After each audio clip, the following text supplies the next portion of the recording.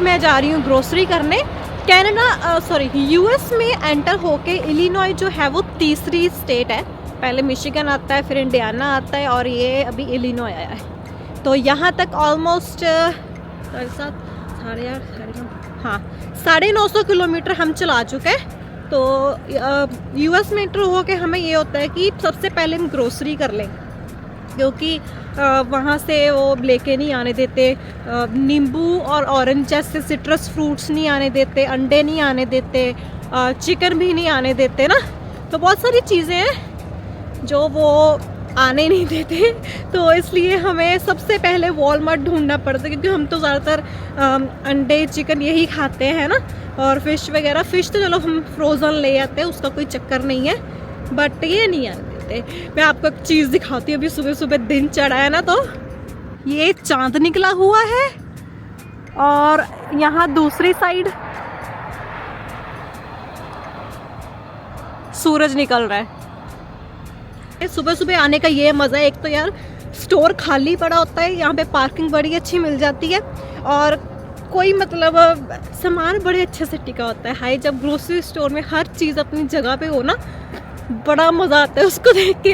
Specially सब्जियां वगैरह पूरे ना ऐसे ही लाइन में लगाई होती हैं।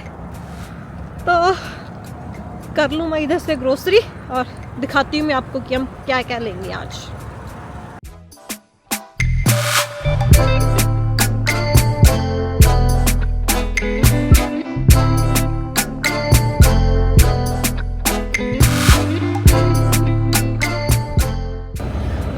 ग्रोसरी करके मैं आ गई हूँ और अभी मैं करूँगी अपना ब्रेकफास्ट।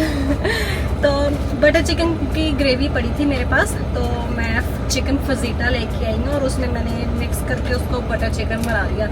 और एक टोटीला हमारे पास पड़े थे, उसको मैं एज रोटी खा रही हूँ। तो अभी इस वक्त इस बार हमारे पास टाइम है, मतलब पर हम सोच रहे हैं कि वो टाइम जिम लगाने को रखें, ना कि ज़्यादा टाइम हम ऐसे वेस्ट करें, सो दैट हमारा ट्रिप भी अच्छे से लगे एंड हेल्थी भी हम एक्सरसाइज कर लें।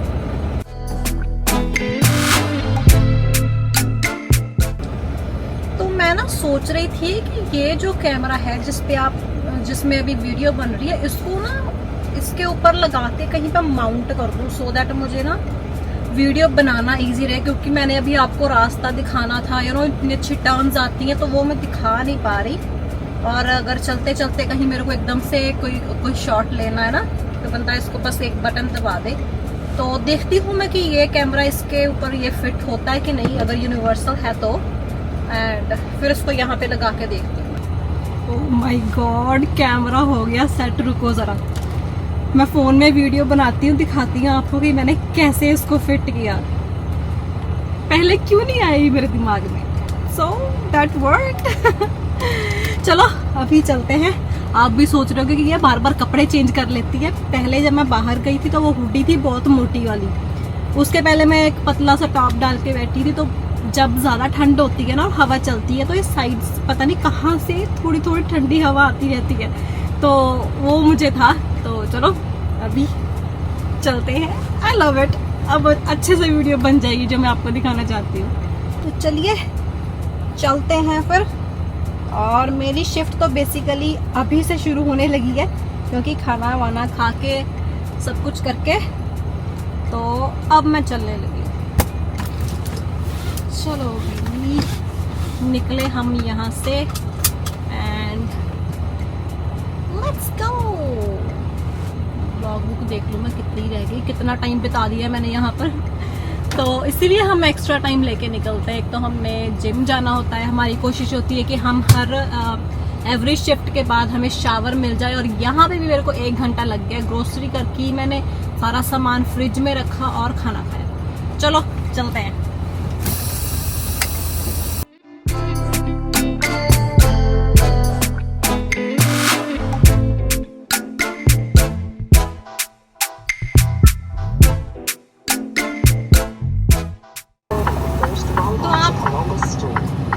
मुझे कमेंट करके ये ज़रूर बताना कि ये वाला कैमरा एंगल आपको कैसा लगा, क्योंकि पहले जो हम कैमरा यूज करते थे उसकी क्वालिटी आपको अच्छी नहीं लगी, थोड़ा ब्लैक एंड व्हाइट रह जाता था ना, तो इसलिए मैंने ये कैमरा ऐसे माउंट कर दिया। तो जरूर बताना कि बाहर वाला एंगल और अंदर वाला एंगल आपको कैसा लग रहा है। Do you think it's working for you guys? अच्छा लग रहा है आपको ऐसे कि नहीं? तो चलिए भाई, निकल चुके हैं हम यहाँ से और ये चढ़ेंगे हम हाईवे।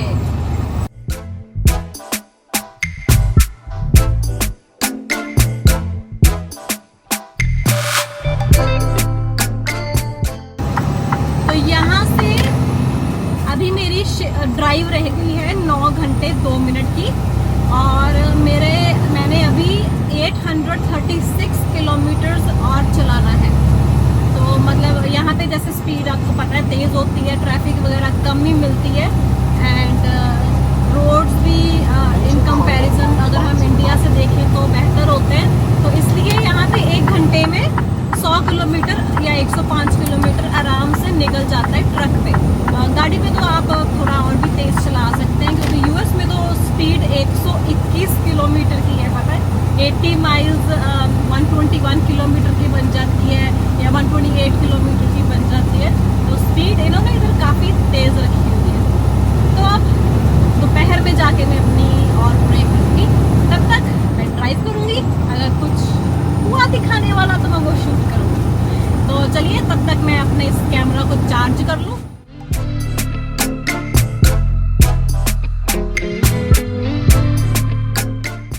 तो अभी मुझे 40 मिनट ही हुए थे ट्रक चलाते हुए, बट मुझे रुकना पड़ रहा है क्योंकि मैं अपनी दवाई खाना भूल गई। तो ये रेस्ट एरिया आया था, यहाँ पे रुक के मैं दवाई खा,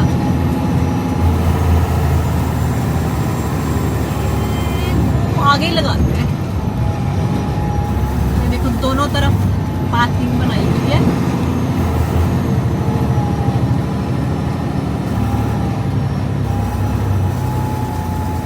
यहाँ पे लगा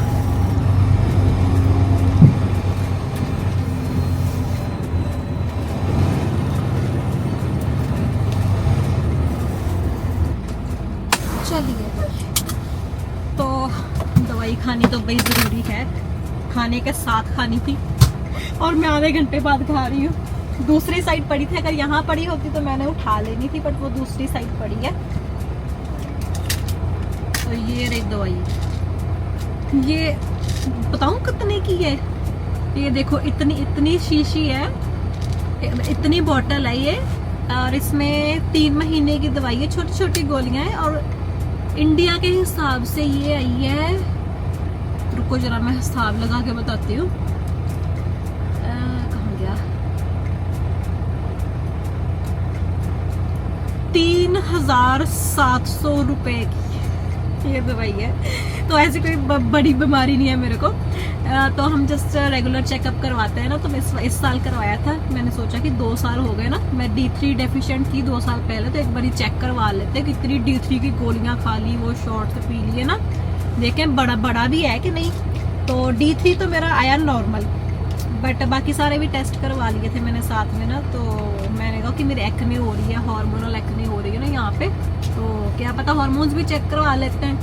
तो बाकी सब ठीक है। कहता कि थोड़ा सा थायराइड जो है वो ऑन द हायर साइड है। मैंने कहा यार मेरे को एक्ने क्यों हो रही है ना, कि कहता चलो डर्मेटोलॉजिस्ट को दिखा लो। तो पहले हमें जनरल डॉक्टर के पास जाना पड़ता है, ऐसा नहीं है कि हार्ट की बीमारी है सीधा हम कार्डियोलॉजिस्ट के पास जा रहे हैं। कनाडा में ऐसा नहीं होता, पहले आप जो जनरल डॉक्टर होता है उसके पास जाओगे, फिर वो देखेगा और फिर वो आपको आगे रेफर करेगा कि हाँ अभी आपको कौन से डॉक्टर के पास जाना है। तो उसने मेरे को स्किन डॉक्टर को रेकमेंड किया, तभी उसने मेरे को अटेंड किया। तो पहले मैं दवाई खा लूँ।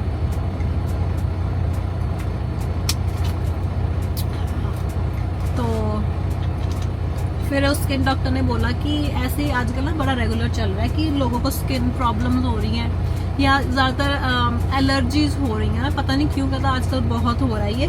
तो मैंने कहा हाँ मुझे भी ना पिछले 3 साल से बड़ा हो रहा है कि मेरे एक्ने होने स्टार्ट हो गई है, हाथों पे भी एलर्जी हो गई थी एक बारी।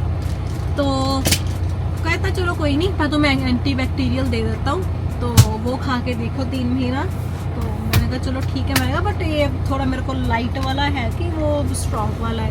कहता ये बहुत लाइट है। मैंने कहा एक बार मेरे को डेंटिस्ट ने दिया था, तो मेरे यहाँ पे दर्द हो रही थी ना, तो उसने मेरे को दिया एंटीबैक्टीरियल। है वो तो तौबा करवा दी वो गोलियों ने मेरी। मैंने कहा मेरे को कोई लाइट वाला देना। कहता हाँ हाँ बहुत लाइट है ये, बस 3 महीने खाना है आपको, और अगर नहीं अच्छा लगेगा तो 4-4 वीक के बाद थोड़ा सा गैप डाल लेना। मैंने कहा चलो ठीक है, ये भी ट्राई कर लेते हैं।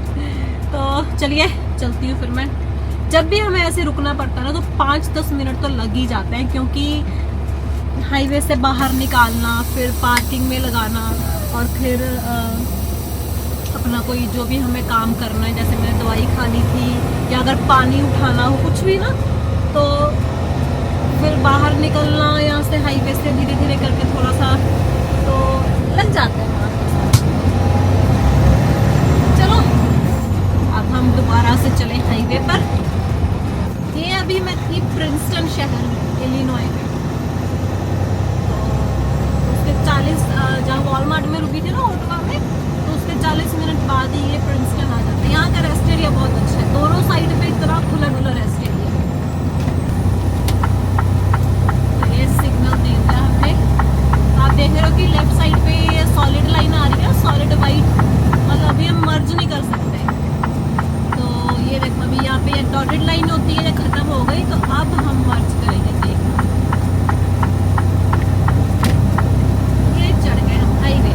तो अभी हमारा तो जैसे मेरी तो स्पीड अच्छी बनी हुई थी, तो ठीक है। अगर पीछे ट्रैफिक आ रही है और मेरा लोड भारी है, मेरी स्पीड इतनी नहीं बन पा रही, तो मैं लेन चेंज करते ही फ्लैशर्स लगा लूँगी, ताकि पीछे ट्रैफिक को पता चले कि ये ट्रक अभी अभी चढ़ा है हाईवे पे, थोड़ा स्लो है, तो थोड़ा उसके पीछे या लेन चेंज कर ले या ध्यान से जाए।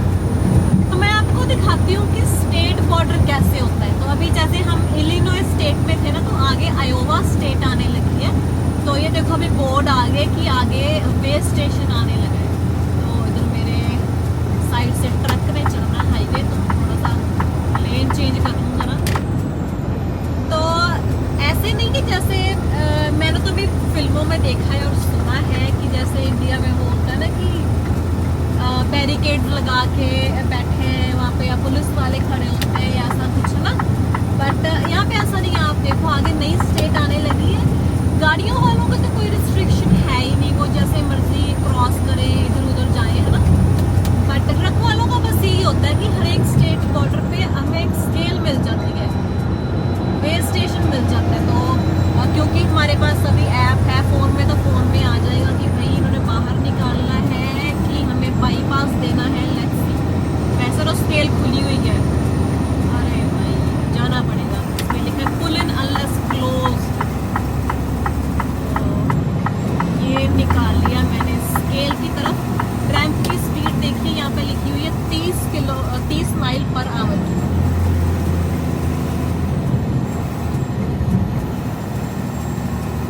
अभी ध्यान से देखना भी मैं कैसे जा रही हूँ। वैसे तो हमने पहले भी वीडियो बनाई हुई है, बट एक बार दोबारा से देख ले। ऊपर लिखा है ओबे लेन सिग्नल, तो यहाँ पे वो बताएंगे कि कौन सी लेन में मैं जाऊँ, राइट में जाऊँ कि लेफ्ट में जाऊँ। लेफ्ट में जाऊँ, ठीक है।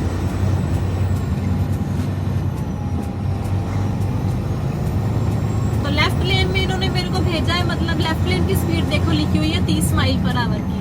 तो ये बेसिकली इन्होंने स्केल पे निकाल के मुझे बाईपास दे दिया। राइट वाली लेन ये देखो बिल्डिंग के पास है ना, जो वो स्केल वाली है, उसके ऊपर से हमें 5 माइल की स्पीड पे निकलना पड़ता है, या कुछ स्केल्स ऐसी होती है कि स्टॉप करना पड़ता है, या 10 माइल्स पर आवर की स्पीड पे धीरे धीरे चला के निकलना पड़ता है। तो फिर वो देख लेते हैं भी कितना वेट है। चलो भाई, स्केल खुली थी पर बाईपास मिल गया हमें अंदर बुला के।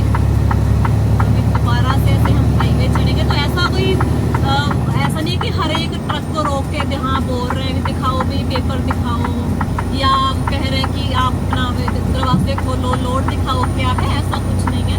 तो बेसिकली उनको यही होता है कि हाँ ये ट्रक आया है, इसकी बाहर से वो अंदर बैठे बैठे देख लेते हैं कि क्या हालात है, कोई टायर वगैरह तो नहीं खराब। ज़्यादातर वो अपना वेट ही चेक करते हैं।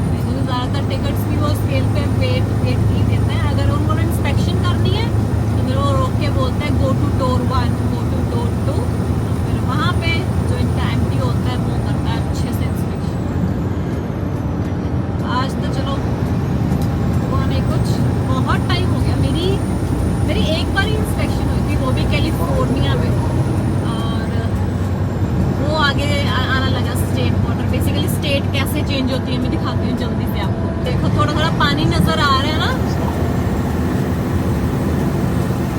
तो ये पानी बेसिकली एक बॉर्डर है स्टेट का। तो पानी के इस तरफ जहाँ पर हम अभी है ये इलिनॉय है, और पानी पार करके जब ये ब्रिज उतर कर हम दूसरी तरफ जाएंगे तो वो आयोवा स्टेट है। तो ये देखो पानी देखो कैसे जम चुका है, बर्फ बनी हुई है।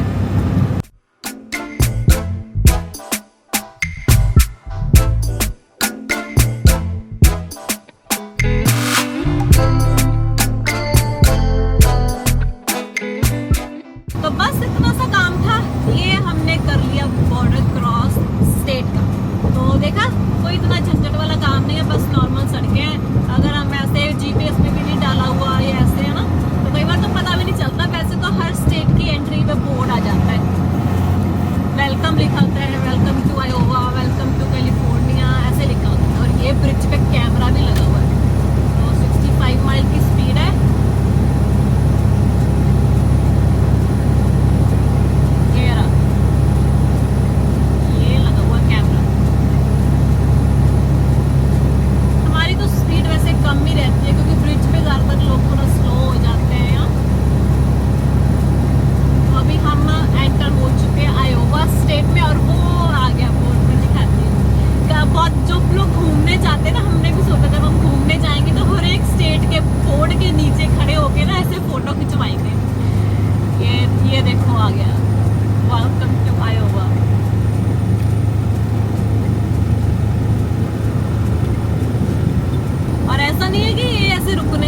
बहुत जगह तो ऐसे है कि उन्होंने बोर्ड के नीचे ना थोड़ी सी जगह भी बनाई होती है कि अगर कोई गाड़ी वगैरह रुक रहे उस पर उन्होंने फोटो खींचनी है तो उनके पास थोड़ी जगह हो। कई बार नहीं भी होती, बिजी शहर होते हैं, शहर में से बॉर्डर क्रॉस कर रहे हैं। बट मैंने देखा है यहाँ एरिजोना में, नेवाड़ा में, कैलिफोर्निया में ना काफी जगह होती है थोड़ी सी शोल्डर पे, तो बहुत लोग वहाँ पे फोटो खिंचवा रहे होते हैं। मैंने इस रेस्ट एरिया में रुकना था पर ये तो बंद किया हुआ है इन्होंने, ऊपर बोर्ड लगाए हुए क्लोज्ड। पर ये इसकी कंस्ट्रक्शन हो गई थी, खोल दिया था, ये क्या चक्कर है। एग्जिट क्लोज्ड यहाँ पे भी लिखा है। हाँ सच में बंद किया हुआ है। तो अभी हम हैं राइट नाउ विक्टर शहर में जो आयोवा में है। तो यहाँ पर मैं सोच रही थी कि रुक के अपनी ब्रेक ले लूं, बट ये तो इन्होंने पूरा ही उजाड़ ही दिया। नया बना रहे हैं पूरी बिल्डिंग मुझे लग रहा है। तो देखते हैं आगे वाले किसी रेस्ट एरिया पर रुकती हूँ अभी, क्योंकि मेरे को ऑलमोस्ट जो 3 घंटे हो चुके हैं और मुझे लग रही है आधे घंटे में एक और आने लगा रेस्ट एरिया, वहाँ पे रुकते हैं। तो देखा ये मुझे चीज़ अच्छी लगती है कि यूएस में ना आपको कोई ना कोई चीज़ मिल ही जाएगी रुकने के लिए। तो अभी जैसे अभी ये रेस्ट एरिया निकला, 44 किलोमीटर मतलब आधे घंटे में एक और रेस्ट एरिया आ रहा है। उसके पहले पंप भी है, पर पंप पे मेरा रुकने का मन नहीं है क्योंकि वो बाहर निकाल के फिर पंप में जाना पड़ता है, पार्किंग ढूंढनी पड़ती है ना। रेस्ट एरिया ठीक है, वहाँ पर सीधी सीधी पार्किंग होती है और आपने पंप तो देखी हुई है। तो रेस्ट एरिया में एक बार फिर से मैं आपको दिखा देती हूँ कैसा होता है, कैसे वहाँ पार्किंग होती है, कौन कौन सी सर्विसेज होती हैं। तो आधे घंटे का और सफ़र तय करके मैं पहुँच चुकी हूँ ये रेस्ट एरिया पे। ये निकाल लिया हमने एग्जिट। ये जो येलो कलर में स्पीड लिखी होती है ना, ये होती है रैंप स्पीड। मतलब अगर आपने यहाँ से बाहर निकालना तो इतनी स्पीड से निकालें, वो आइडियल स्पीड होती है। कम रखेंगे तो बेहतर है।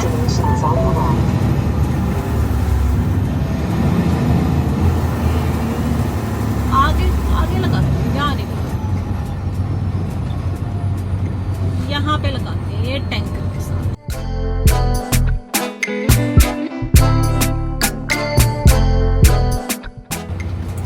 तो ऑलमोस्ट 3 घंटे हो गए थे मुझे चलाते हुए और हम हैं ग्रीनर शहर में, आयोवा में ही है। बता दूं अभी हम टोटल कितने किलोमीटर्स कवर कर चुके हैं। 1 मिनट मेरे को भी नजर आ रहा है। 1252 किलोमीटर्स ब्रैम्पटन से लेके यहाँ तक हम ऑलरेडी कवर कर चुके हैं। तो ये मेरी लंच ब्रेक कह सकते हैं आप, ये मेरी लंच ब्रेक है।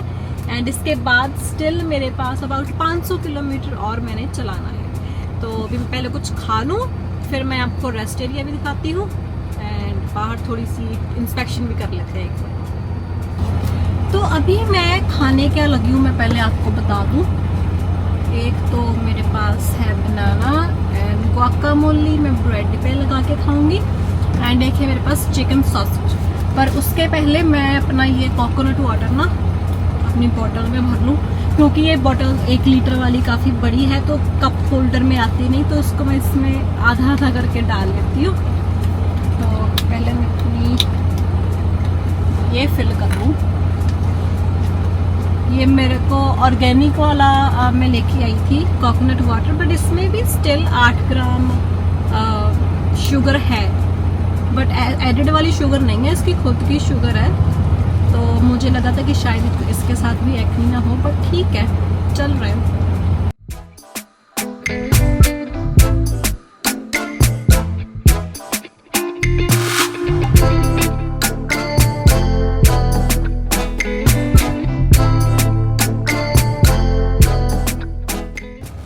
तो चलिए तब तक टायर्स वगैरह चेक कर लेते हैं हम।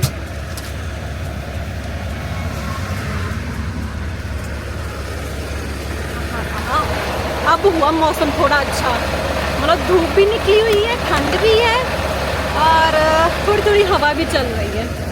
तो पहले कर लें टायर्स, ये वायर्स वगैरह देख लिए ठीक है।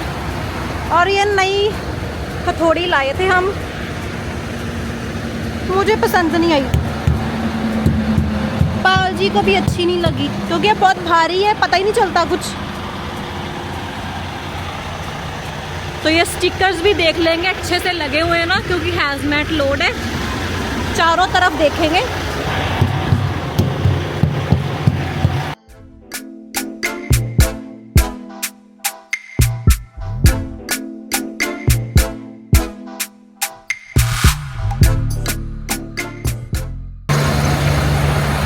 तो चलो अभी अंदर वॉशरूम हो जाते हैं एंड रेस्ट एरिया दिखा दूँ मैं आपको। ये देखिए ऐसे सारे ये ट्रक लगे हुए हैं, इधर ये गाड़ियों की पार्किंग है एंड ये है बिल्डिंग। तो उधर अगर मौसम अच्छा हो तो बाहर आप बेंचेस पे बैठ सकते हैं, पिकनिक मना सकते हैं। एंड काफ़ी अच्छी बिल्डिंग बनाई हुई है, सभी यहाँ पे वॉशरूम्स अवेलेबल हैं और हैंडीकैप के लिए पार्किंग बनाई हुई है। तो ये आप देख ही सकते हैं कितने साफ सुथरे इन्होंने रेस्ट एरियाज बनाए हुए हैं। वुमेन्स एंड मेंस दोनों वॉशरूम्स हैं। अंदर वेंडिंग मशीन्स भी कभी कभी रखी होती हैं और ये देखो साफ सफाई वाले भी यहाँ पे हैं एंड मैप्स वगैरह भी पड़े होते हैं।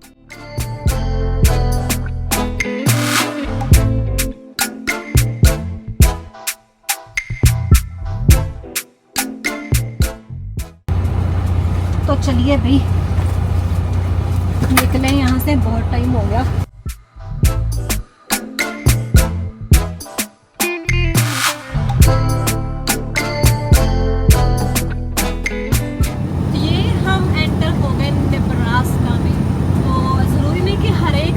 बॉर्डर पानी वाला हो, ये ऐसे बिना पानी वाले भी होते हैं। तो अभी देखो हम एक रोड से तो सीधा जाई जा रहे हैं और हम अगली स्टेट में एंटर हो गए। तो पहले हम आयोवा स्टेट में थे, अभी नेब्रास्का में है। ये 5वीं स्टेट मिलती है नेब्रास्का हमें यूएस में। पहले मिशिगन, इंडियाना, इलिनॉय, आयोवा और फिर नेब्रास्का I-80 हाईवे पर। और अभी भी मेरे ऑलमोस्ट 2 घंटे पड़े हुए हैं ड्राइव के।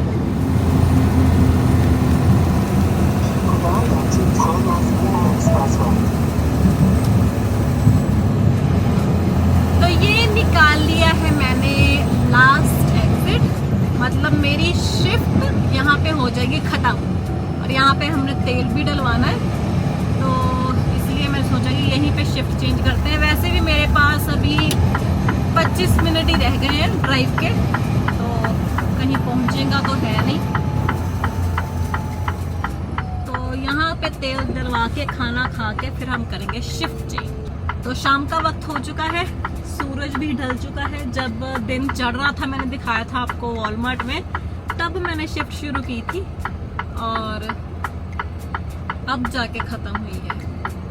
मतलब पाल जी को इस बार जाते जाते सारी रात आएगी और जब हम वापस आएंगे तब मुझे सारी रात आएगी।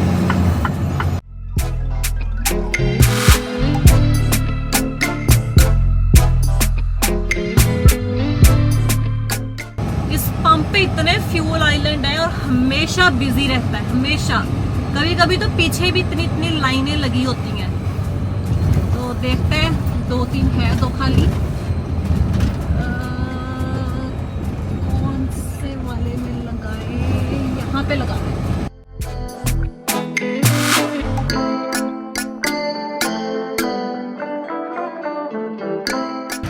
तो अभी मैंने शीशा खोल लिया है।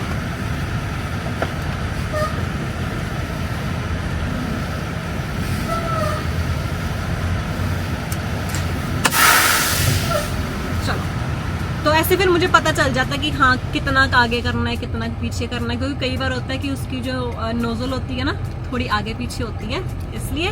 तो अभी मैं अपनी बुक डाल लूँ, मैं अपनी ही बुक में तेल डलवाऊंगी एंड फिर हम शावर लेने जाएंगे, खाना खाएंगे एंड पाल जी की बुक होगी फिर शुरू।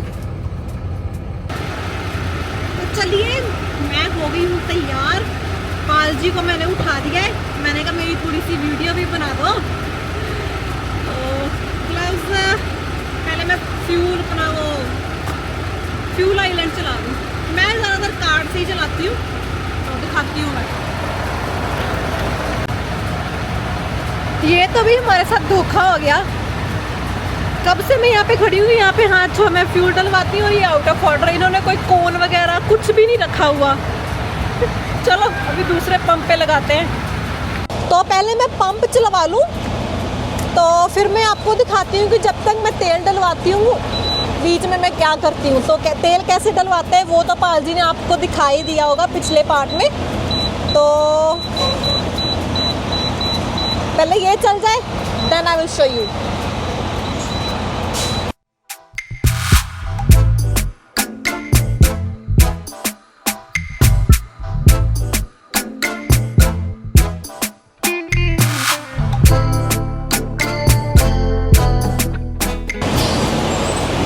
साफ करने वाला तो है ही नहीं, वो लाना पड़ेगा।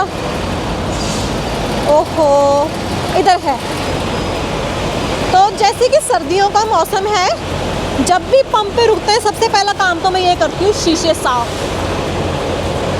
क्योंकि शीशे बहुत जल्दी गंदे होते हैं। ज़रूरी नहीं कि हर बारी स्नो हो तभी गंदे होंगे, सॉल्ट पड़ा रहता है ना सड़कों पे, तो उसकी वजह से भी गंदे होते हैं, वाइट हो जाते हैं, फिर बड़ा गंदा लगता है।